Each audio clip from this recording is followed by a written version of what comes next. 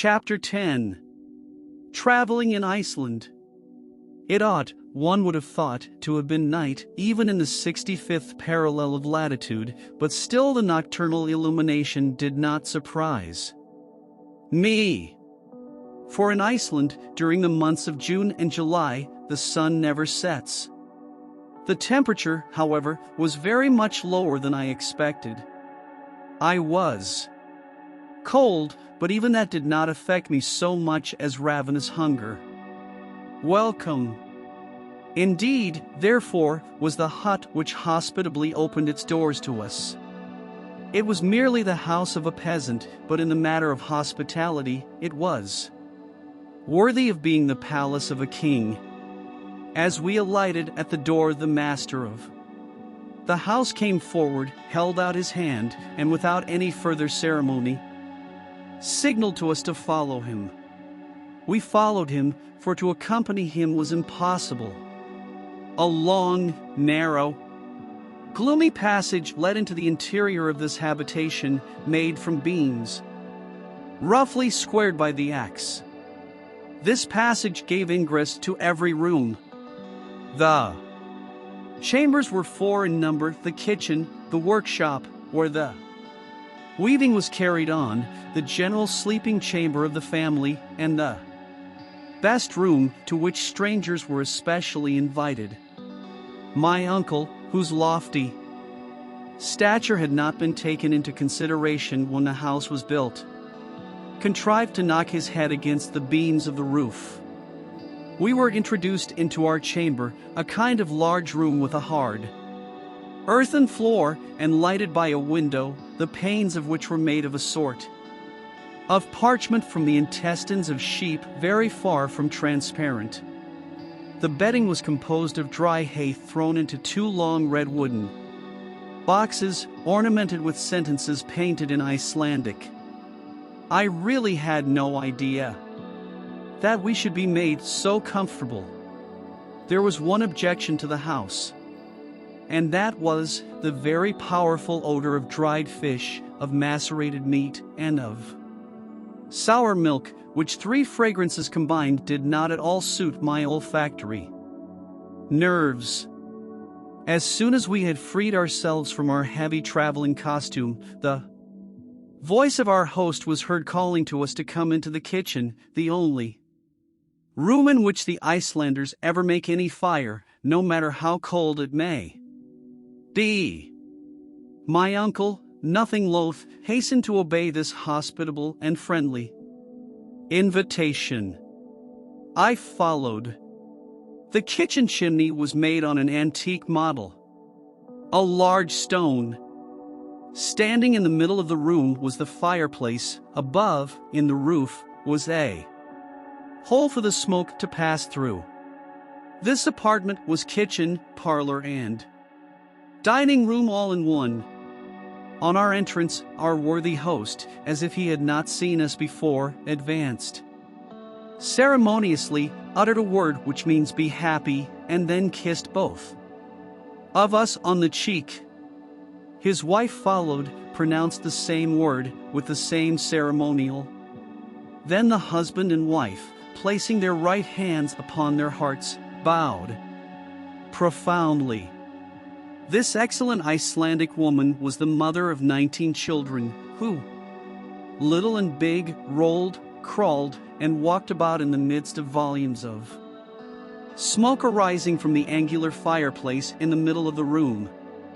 Every now and then I could see a fresh white head and a slightly melancholy expression of countenance peering at me through the vapor. Both my uncle and myself, however, were very friendly with the whole party, and before we were aware of it, there were 3 or 4 of these little ones on our shoulders, as many on our boxes, and the rest hanging about our legs. Those who could speak kept crying out Sailvertu in every possible and impossible key. Those who did not speak only made all the more noise. This concert was interrupted by the announcement of supper. At this moment our worthy guide, the eiderduck hunter, came in after seeing to the feeding and stabling of the horses, which consisted in letting them loose to browse on the stunted green of the Icelandic prairies.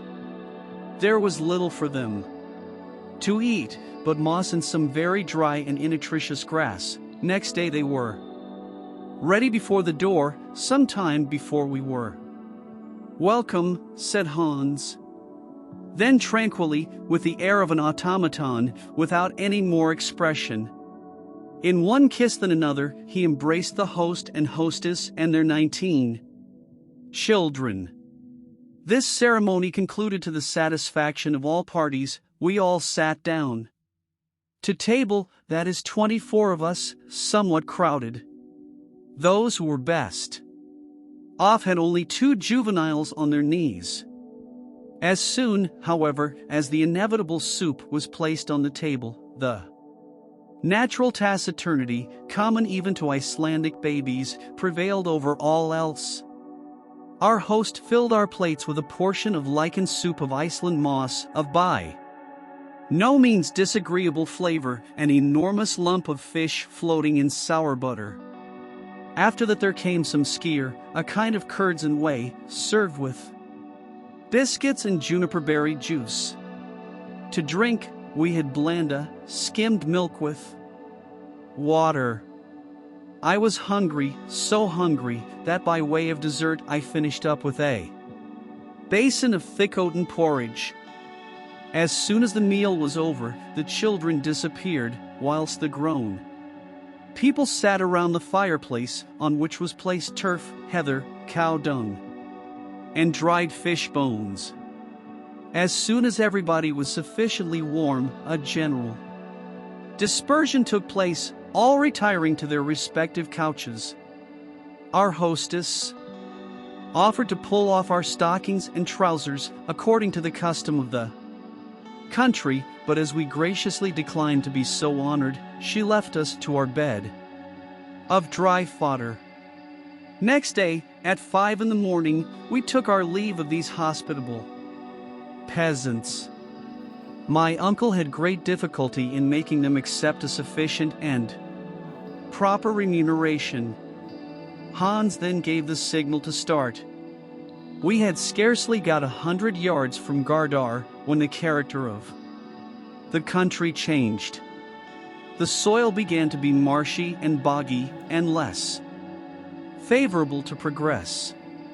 To the right, the range of mountains was prolonged indefinitely, like a great system of natural fortifications, of which we skirted the glacis. We met with numerous streams and rivulets which it was necessary to ford, and that without wetting our baggage. As we advanced, the deserted appearance increased, and yet now and then we could see human shadows flitting in the distance.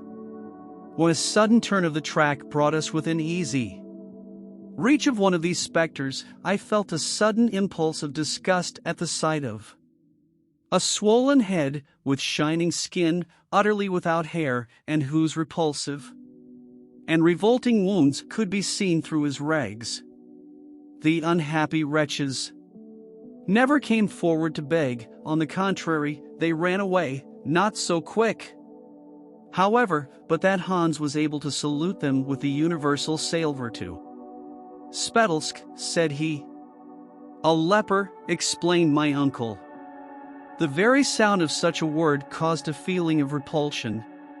The horrible affliction known as leprosy, which has almost vanished before the effects of modern science, is common in Iceland. It is not contagious but hereditary, so that marriage is strictly prohibited to these unfortunate creatures. These poor lepers did not tend to enliven our journey, the scene of which was inexpressibly sad and lonely. The very last tufts of grassy vegetation appeared to die at our feet. Not a tree was to be seen, except a few stunted willows about as big as blackberry bushes. Now and then we watched a falcon soaring in the gray and misty air, taking his flight towards warmer and sunnier regions. I could not help feeling a sense of melancholy come over me. I sighed for my own native land and wished to be back with Gretchen. We were compelled to cross several little fjords and at last came to a real gulf. The tide was at its height and we were able to go over at once and reach the hamlet of Alftanes about a mile farther. That evening, after fording the Alpha and the Haida, two rivers rich in trout and pike, we were compelled to pass the night in a deserted house worthy of being haunted by all the fays of Scandinavian mythology. The King of Cold had taken up his residence there and made us feel his presence all night. The following day was remarkable by its lack of any particular incidents. Always the same damp and swampy soil, the same dreary uniformity, the same sad and monotonous aspect of scenery. In the evening, having accomplished the half of our projected journey, we slept at the annexia of Krosalbt. For a whole mile we had under our feet nothing but lava. This disposition of the soil is called ron. The crumbled lava on the surface was in some instances like ship cables stretched out horizontally, in others coiled up in heaps. An immense field of lava came from the neighboring mountains, all extinct volcanoes, but whose remains showed what once they had been.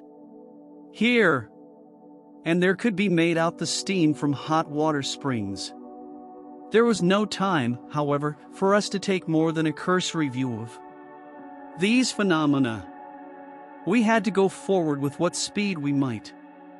Soon the soft and swampy soil again appeared under the feet of our horses, while at every 100 yards we came upon one or more small lakes.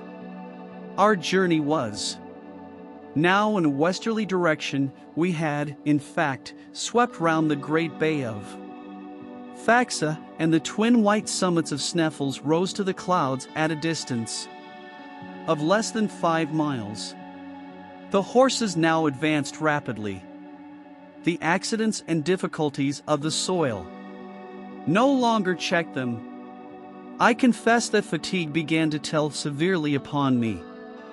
But my uncle was as firm and as hard as he had been on the first day. I could not help admiring both the excellent professor and the worthy guide, for they appeared to regard this rugged expedition as a mere walk. On Saturday, the June 20th, at 6 o'clock in the evening, we reached Buter, a small town picturesquely situated on the shore of the ocean, and here the guide asked for his money. My uncle settled with him immediately. It was now the family of Hans himself, that is to say, his uncles, his cousins, German, who offered us hospitality.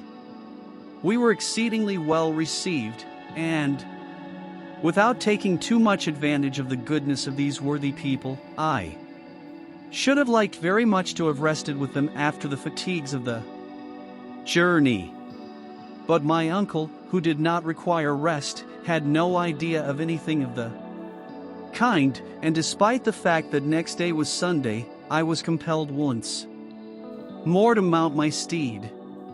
The soil was again affected by the neighborhood of the mountains, whose granite peered out of the ground like tops of an old oak. We were skirting the enormous base of the mighty volcano. My uncle never took his eyes from off it. He could not keep from gesticulating and looking at it with a kind of sullen defiance, as much as to say, that is the giant I have made up my mind to conquer. After 4 hours of steady traveling, the horses stopped of themselves before the door of the presbytery of Stapi.